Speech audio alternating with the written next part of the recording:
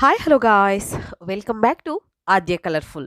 ನಾನು ಸುಮಾ. ಫ್ರೆಂಡ್ಸ್, ಇವತ್ತಿನ ವಿಡಿಯೋದಲ್ಲಿ ಒಂದು ಸ್ವೀಟ್ ರೆಸಿಪಿನ ನಿಮ್ಮ ಜೊತೆ ಶೇರ್ ಮಾಡ್ಕೊಳ್ತಾ ಇದ್ದೀನಿ. ತುಂಬಾ ಈಸಿಯಾಗಿ ಕೇವಲ 10 ನಿಮಿಷದಲ್ಲಿ ಅಕ್ಕಿ ನೆನೆಸೋದೇ ಬೇಡ, ರುಚಿಯಾದ ಕಜ್ಜಾಯ ಹೊಸ ವಿಧಾನದಲ್ಲಿ ತಯಾರಿಸಿ ಖಂಡಿತವಾಗ್ಲೂ ನಿಮ್ಗೆಲ್ಲರಿಗೂ ಕೂಡ ತುಂಬಾ ಇಷ್ಟ ಆಗುವಂತಹ ರುಚಿಯಾದ ಒಂದು ಇನ್ಸ್ಟೆಂಟ್ ಕಜ್ಜಾಯ ರೆಸಿಪಿನ ಶೇರ್ ಮಾಡ್ಕೊಳ್ತಾ ಇದ್ದೀನಿ. ಸೊ ಖಂಡಿತವಾಗ್ಲೂ ಒಂದ್ಸಲ ತಯಾರಿಸಿ ಹೇಗೆ ಬಂತು ಅಂತ ತಪ್ಪದೆ ಕಾಮೆಂಟ್ ಸೆಕ್ಷನಲ್ಲಿ ತಿಳಿಸಿ ಫ್ರೆಂಡ್ಸ್. ಓಕೆ, ಸೊ ಈ ಒಂದು ಕಜ್ಜಾಯ ತಯಾರಿಸೋದಕ್ಕೆ ಮೊದಲನೇದಾಗಿ ಇಲ್ಲಿ ಒಂದು ಪ್ಯಾನ್ ತಗೊಂಡಿದ್ದೀನಿ. ಇದಕ್ಕೆ ಒಂದು 2 ಸ್ಪೂನ್ ಆಗುವಷ್ಟು, 2ರಿಂದ 3 ಸ್ಪೂನ್ ಆಗುವಷ್ಟು ನಾನಿಲ್ಲಿ ಗಸಗಸೆಯನ್ನು ಹಾಕ್ಕೊಳ್ತಾ ಇದ್ದೀನಿ. ಸೊ ಅದನ್ನು ಈಗ 1 ನಿಮಿಷದವರೆಗೂ ಹಾಗೆ ಉರಿಬೇಕಾಗುತ್ತೆ. ಸೊ ನೋಡ್ಬೋದು. ಸೊ ಫ್ರೆಂಡ್ಸ್, ನೀವು ಯಾರಾದರೂ ಫಸ್ಟ್ ಟೈಮ್ ನನ್ನ ಚಾನಲ್ಗೆ ವಿಸಿಟ್ ಮಾಡಿದರೆ ಪ್ಲೀಸ್ ನನ್ನ ಚಾನಲ್ನ ಸಬ್ಸ್ಕ್ರೈಬ್ ಮಾಡ್ಕೊಳ್ಳಿ, ಹಾಗೆ ಲೈಕ್ ಮಾಡಿ ಮತ್ತು ಹೆಚ್ಚೆಚ್ಚು ಶೇರ್ ಮಾಡಿ ಫ್ರೆಂಡ್ಸ್. ಓಕೆ, ಈಗ ಗಸಗಸೆಯನ್ನು ನಾನು ಅದನ್ನು ಫ್ರೈ ಮಾಡಿ ಒಂದು ಸೈಡ್ ತೆಗೆದಿಟ್ಕೊಂಡಿದ್ದೀನಿ. ನಂತರ ಇವಾಗ ಇಲ್ಲಿ ಒಂದು ಅರ್ಧ ಕಪ್ ಆಗುವಷ್ಟು ಬಿಳಿ ಎಳ್ಳನ್ನು ಹಾಕ್ಕೊಂಡಿದ್ದೀನಿ. ಬಿಳಿ ಎಳ್ಳನ್ನು ನಾನೀಗ ಸ್ವಲ್ಪ ಅದನ್ನು ನಾವು ಫ್ರೈ ಮಾಡ್ಕೋಬೇಕು, ಅಂದರೆ ಉರಿಬೇಕಾಗುತ್ತೆ ಸ್ವಲ್ಪ. ಸೊ ಈಗ ನೋಡಿ, ಕಲರ್ ಸ್ವಲ್ಪ ಚೇಂಜ್ ಆಗಿದೆ, ನೋಡ್ಬೋದು.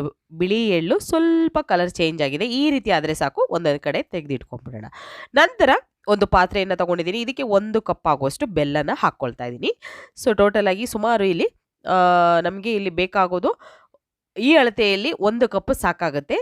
ನಿಮ್ಗೆ ಇನ್ನೂ ಸ್ವಲ್ಪ ಸ್ವೀಟ್ ಬೇಕು, ಜಾಸ್ತಿ ಬೇಕು ಅಂದರೆ ಇನ್ನೂ ಒಂದು ಅರ್ಧ ಕಪ್ ಬೆಲ್ಲನ ಹಾಕ್ಕೊಳ್ಬೋದು, ಜಾಸ್ತಿ ಸ್ವೀಟ್ ಬೇಕು ಅಂತ ಅಂದರೆ. ಓಕೆ, ಸೊ ಬೆಲ್ಲವನ್ನು ಕರಗೋದಕ್ಕೆ ಅದೇ ಕಪ್ಪಿನ ಅಳತೆಯಲ್ಲಿ 1 ಕಪ್ ನೀರನ್ನು ಹಾಕಿ ನಾನು ಬಿಟ್ಟಿದ್ದೀನಿ. ಸೊ ಈಗ ನೋಡಿ, ಇಲ್ಲಿ 1.5 ಕಪ್ಪು ಅಕ್ಕಿ ಹಿಟ್ಟನ್ನು ಒಂದು ಬೌಲಿಗೆ ಹಾಕ್ಕೊಳ್ತಾ ಇದ್ದೀನಿ. ಅಕ್ಕಿ ಹಿಟ್ಟು ಅಂದರೆ ನಾವು ರೊಟ್ಟಿಗೆ ಉಪಯೋಗಿಸ್ತೀವಲ್ಲ, ಆ ಒಂದು ಹಿಟ್ಟನ್ನು ಹಾಕ್ಕೊಳ್ತಾ ಇದ್ದೀನಿ. ನಾವು ಅಕ್ಕಿಯನ್ನು ತೊಳೆದು ಬಿಸಿಲಲ್ಲಿ ಅಥವಾ ಫ್ಯಾನ್ ಗಾಳಿಯಲ್ಲಿ ಒಣಗಿಸಿ ಅದನ್ನು ಪೌಡರ್ ಮಾಡಿಕೊಂಡ್ರೆ ಅಕ್ಕಿ ಹಿಟ್ಟು ರೆಡಿ ಆಗುತ್ತೆ. ಓಕೆ, ಅದೇ 1 ಕಪ್ಪಿನ ಅಳತೆಯಲ್ಲಿ ಅರ್ಧ ಕಪ್ ಆಗುವಷ್ಟು ಗೋಧಿ ಹಿಟ್ಟನ್ನು ಹಾಕ್ಕೊಳ್ತಾ ಇದ್ದೀನಿ. ನೋಡ್ತಾ ಇದ್ದೀರಲ್ಲ, ಗೋಧಿ ಹಿಟ್ಟು ಚಪಾತಿಗೆ ಉಪಯೋಗಿಸ್ತೀವಲ್ಲ ಆ ಹಿಟ್ಟು. ಸೊ ಮೈದಾ ಹಿಟ್ಟಲ್ಲ, ಗೋಧಿ ಹಿಟ್ಟನ್ನು ಹಾಕ್ಕೊಳ್ತಾ ಇರೋದು. ಹಾಗೆ ಅಕ್ಕಿ ಹಿಟ್ಟು 1.5 ಕಪ್ ಅಕ್ಕಿ ಹಿಟ್ಟು, ಅರ್ಧ ಕಪ್ಪು ನಾವು ಗೋಧಿ ಹಿಟ್ಟನ್ನು ಹಾಕ್ಕೊಂಡಿದ್ದೀವಿ. ಇಷ್ಟನ್ನು ಮಿಕ್ಸ್ ಮಾಡ್ಕೊಳ್ಳೋಣ ಒಂದ್ಸಲ. ಸೊ ತುಂಬ ಚೆನ್ನಾಗಾಗುತ್ತೆ ಫ್ರೆಂಡ್ಸ್. ಖಂಡಿತವಾಗ್ಲೂ ಈ ಒಂದು ಇನ್ಸ್ಟೆಂಟ್ ಕಜ್ಜಾಯನ ಒಂದ್ಸಲ ತಯಾರಿಸಿ ಹೇಗೆ ಬಂತು ಅಂತ ತಿಳಿಸಿ. ಈಗ ಹಾಲು ತೊಗೊಂಡಿದ್ದೀನಿ, ಸುಮಾರು ಒಂದು ಅರ್ಧ ಕಪ್ ಹಾಲು ತೊಗೊಂಡಿದ್ದೀನಿ. ಆದರೆ ಇಲ್ಲಿ ಅರ್ಧ ಕಪ್ಪು ಹಾಲು ನಮಗೆ ಬೇಕಾಗೋದಿಲ್ಲ, ಒಂದು 1/4 ಕಪ್ ಹಾಲಿದ್ರೆ ಸಾಕು.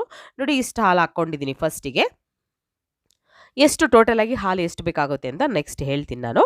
ಈಗ ಒಂದ್ಸಲ ಹೀಗೆ ಮಿಕ್ಸ್ ಮಾಡ್ಕೊಳ್ಳೋಣ. ನೋಡಿ, ಈ ರೀತಿ ಸ್ವಲ್ಪ ಹಾಲು ಹಾಕ್ಕೊಂಡು ನಾವು ಈ ರೀತಿ ಹಿಟ್ಟನ್ನು ಮಿಕ್ಸ್ ಮಾಡ್ಕೋಬೇಕು.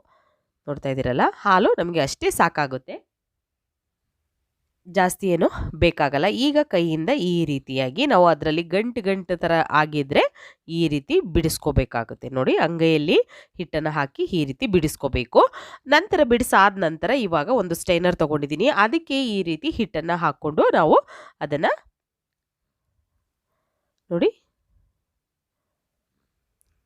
ಈಗ ಹಿಟ್ಟನ್ನು ಇದಕ್ಕೆ ಹಾಕ್ಕೊಂಡಿದ್ದೀನಿ. ಈ ರೀತಿ ನಾವು ಜರಡಿ ಮಾಡ್ಕೋಬೇಕು ಅದನ್ನು. ಸೊ ನೋಡಿ, ಆಗ ಯಾವುದೇ ರೀತಿ ಗಂಟು ಕೂಡ ಇರೋದಿಲ್ಲ, ತುಂಬಾ ಚೆನ್ನಾಗಿ ಬರುತ್ತೆ.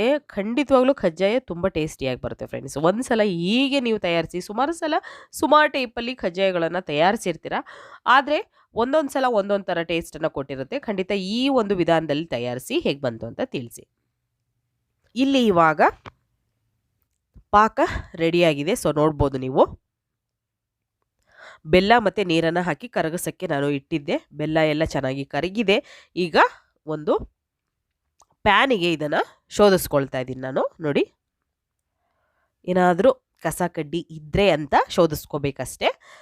ಸೊ ಬೆಲ್ಲ ಸೋಸ್ಕೊಂಡ ನಂತರ ಇವಾಗ ಇದನ್ನು ಸ್ವಲ್ಪ ನಾವು ಕುದಿಯೋದಕ್ಕೆ ಬಿಡಬೇಕಾಗುತ್ತೆ. ನೋಡಿ, ಈ ರೀತಿ ಬಬಲ್ಸ್ ಬರ್ತಾ ಇರಬೇಕು. ಆ ರೀತಿ ಸ್ವಲ್ಪ ಕುದಿಸ್ಕೊಳ್ಳೋಣ ನಾವು ಈ ಒಂದು ಬೆಲ್ಲದ ಪಾಕವನ್ನು. ತುಂಬಾ ಈಸಿಯಾಗಿ ಮಾಡುವಂಥ ರುಚಿಯಾದ ಇದನ್ನು ಫೆಸ್ಟಿವಲ್ಸ್ ನೀವು ಸ್ವೀಟಿಗಾದರೂ ತಯಾರಿಸ್ಕೋಬೋದು, ಅಥವಾ ಮನೆಯಲ್ಲಿ ತಿನ್ನೋದಕ್ಕೆ ಸುಮ್ಮನೆ ನೀವು ತಯಾರಿಸಿ ಕೂಡ ನೀವು ಸ್ಟೋರ್ ಮಾಡಿ ಇಟ್ಕೋಬೋದು. ತುಂಬ ಚೆನ್ನಾಗಿರುತ್ತೆ ಫ್ರೆಂಡ್ಸ್. ಖಂಡಿತವಾಗ್ಲೂ ತಯಾರಿಸಿ ಹೇಗೆ ಬಂತು ಅಂತ ತಪ್ಪದೆ ಕಾಮೆಂಟ್ ಸೆಕ್ಷನಲ್ಲಿ ತಿಳಿಸಿ. ಓಕೆ, ಈಗ ನೋಡಿ, ಇದಕ್ಕೆ ಏಲಕ್ಕಿ ಪೌಡರ್ ಕೂಡ ಹಾಕ್ಕೊಳ್ತಾ ಇದ್ದೀನಿ. ಒಂದು ಅರ್ಧ ಸ್ಪೂನ್ ಆಗುವಷ್ಟು ಏಲಕ್ಕಿ ಪೌಡರ್ನ ಹಾಕ್ಕೊಂಡಿದ್ದೆ. ಅಷ್ಟನ್ನು ಹಾಕಿ ಒಂದ್ಸಲ ಮಿಕ್ಸ್ ಮಾಡ್ಕೊಳ್ಳೋಣ. ಈಗ ಇದಕ್ಕೆ ನಾವು ಗಸಗಸೆಯನ್ನು ಹುರಿದು ಇಟ್ಕೊಂಡಿದ್ದೀವಲ್ಲ, ಸೊ ಆ ಗಸಗಸೆಯನ್ನು ಸ್ವಲ್ಪ ಹಾಕ್ಕೊಂಡಿದ್ದೀನಿ. ನಂತರ ಮಿಕ್ಸ್ ಮಾಡ್ಕೊಳ್ಳೋಣ. ಗಸಗಸೆಯನ್ನು ಹಾಕಿದ ನಂತರ ಈಗ ಇದಕ್ಕೆ ಅಕ್ಕಿ ಹಿಟ್ಟನ್ನು ಹಾಕ್ಕೊಳ್ತಿದ್ದೀವಿ. ನೋಡಿ, ಅಕ್ಕಿ ಹಿಟ್ಟು ಮತ್ತು ಗೋಧಿ ಹಿಟ್ಟು ಎರಡೂ ಕೂಡ ಮಿಕ್ಸ್ ಮಾಡಿದ್ದೀವಲ್ಲ, ಸೊ ಆ ಒಂದು ಹಿಟ್ಟನ್ನು ಹಾಕ್ಕೊಂಡಿದ್ದು ಮಿಕ್ಸ್ ಮಾಡ್ಕೊಳ್ತೀನಿ. ಸ್ಟವ್ನ ಲೋ ಫ್ಲೇಮಲ್ಲೇ ಇಟ್ಕೊಳ್ಳಿ ಫ್ರೆಂಡ್ಸ್, ಹೈ ಫ್ಲೇಮ್ ಮಾಡಬೇಡಿ. ಯಾಕೆ ಅಂತಂದರೆ ಹೈ ಫ್ಲೇಮ್ ಮಾಡಿದ್ರೆ ಬೇಗ ಗಟ್ಟಿಯಾಗುತ್ತೆ, ಗಂಟುಗಳು ಬೀಳೋ ಚಾನ್ಸಸ್ ಇರುತ್ತೆ. ಹಾಗಾಗಿ ಗಂಟಿಲ್ಲದೆ ನಾವು ಹಿಟ್ಟನ್ನು ನೀಟಾಗಿ ಕಲಿಸ್ಕೋಬೇಕು. ಸೊ ಹಿಟ್ಟು ನೋಡಿಕೊಂಡು ಹಾಕಿ, ಯಾಕೆಂದರೆ ಸ್ವಲ್ಪ ಹಿಟ್ಟು ಉಳಿದ್ರೆ ಏನೂ ತೊಂದರೆ ಇಲ್ಲ.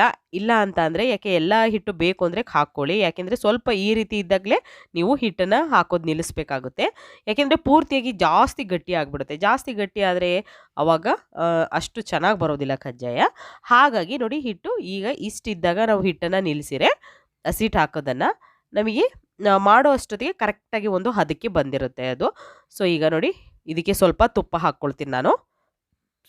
ಇದಕ್ಕೆ 1 ಸ್ಪೂನು ಅಥವಾ 2 ಸ್ಪೂನು ತುಪ್ಪ ಹಾಕ್ಕೊಂಡ್ರೆ ಸಾಕು. ಮತ್ತು ಏನೂ ಕೂಡ ಹಾಕ್ಕೊಳ್ಳೋದೇ ಬೇಡ, ಅಷ್ಟು ಚೆನ್ನಾಗಿ ಬರುತ್ತೆ. ಇದಕ್ಕೆ ಯಾವುದೇ ರೀತಿ ಮತ್ತೆ ತುಪ್ಪ ಅಥವಾ ಎಣ್ಣೆಯನ್ನು ಉಪಯೋಗಿಸೋದಿಲ್ಲ. ಈಗ ನೋಡಿ, ಇದನ್ನು ಮಿಕ್ಸ್ ಮಾಡ್ಕೊಳ್ತೀನಿ ನೀಟಾಗಿ ನಾನು.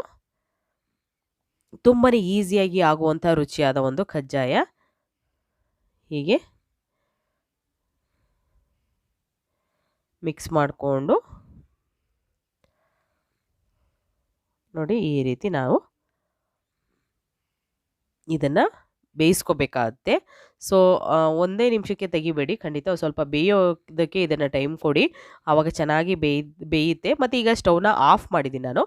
ಆಫ್ ಮಾಡಿ ಇವಾಗ ಇದನ್ನು ಒಂದು 2 ರಿಂದ 3 ನಿಮಿಷ ಹಾಗೆ ರೆಸ್ಟಿಗೆ ಬಿಟ್ಬಿಡೋಣ. ರೆಸ್ಟಿಗೆ ಬಿಟ್ಟ ನಂತರ ಇದು ಸ್ವಲ್ಪ ಒಂದು ಹದಕ್ಕೆ ಬಂದಿರುತ್ತೆ. ಆಗ ಕರೆಕ್ಟಾಗಿ ನಮಗೆ ಈ ಕಜ್ಜಾಯ ಮಾಡೋದಕ್ಕೆ ಒಂದು ಪರ್ಫೆಕ್ಟ್ ವಿಧಾನ ಮಾಡೋದಕ್ಕೆ ಸರಿಯಾಗುತ್ತೆ. ಸೊ ನೋಡ್ಬೋದು, ಇವಾಗ ಚೆನ್ನಾಗಿ ಬಂದಿದೆ, ಹಿಟ್ಟು ಕೂಡ ಕರೆಕ್ಟಾಗಿ ರೆಡಿಯಾಗಿದೆ. ಖಂಡಿತವಾಗ್ಲೂ ನೀವು ಅಕ್ಕಿ ನೆನೆಸೋದೇ ಬೇಡ ಫ್ರೆಂಡ್ಸ್. 10 ನಿಮಿಷದಲ್ಲಿ ರುಚಿಯಾದ ಒಂದು ಕಜ್ಜಾಯನ ಹೊಸ ವಿಧಾನದಲ್ಲಿ ತಯಾರಿಸಿ. ಇನ್ಸ್ಟೆಂಟ್ ಕಜ್ಜಾಯ ರೆಸಿಪಿ ರೆಡಿಯಾಗುತ್ತೆ. ನೀವು ಕೂಡ ಮನೆಯಲ್ಲಿ ಹೇಗೆ ತಯಾರಿಸಿ ಹೇಗೆ ಬಂತು ಅಂತ ತಪ್ಪದೆ ತಿಳಿಸ್ತೀರಾ ಅಂತ ನಾನು ಭಾವಿಸ್ತೀನಿ. ಸೊ ಈಗ ನೋಡಿ, ಹಿಟ್ಟು ಹೀಗಿದ್ದರೆ ಸರಿಯಾಗುತ್ತೆ. ಈಗ ಸ್ವಲ್ಪ ನಾನು ಒಂದು ಶೀಟನ್ನು ತೊಗೊಂಡಿದ್ದೀನಿ, ಹೋಳಿಗೆ ಶೀಟನ್ನು ತೊಗೊಂಡಿದ್ದೀನಿ.